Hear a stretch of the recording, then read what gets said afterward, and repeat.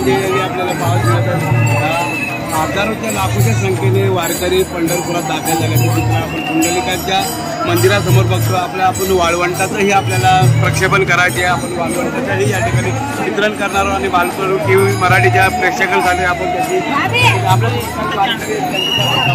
आहोत। कुठून आलात तुम्ही आणि कसा वाटतो पंढरपूर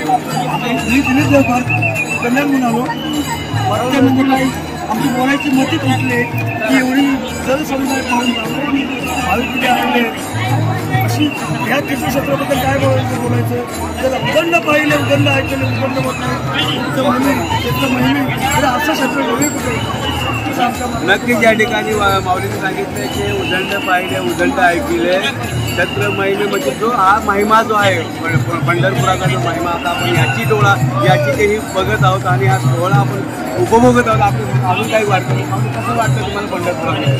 मी दिगंबर देव ठाकरे कुसुंबी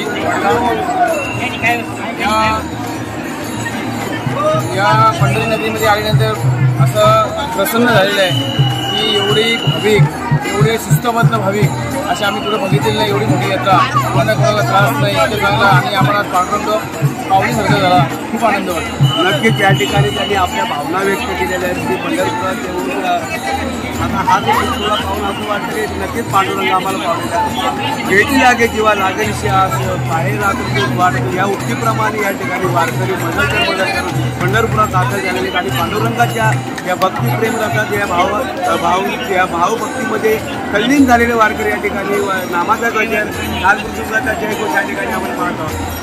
कॅमेरामन वासुदेव शिंदे उमेदवार बालको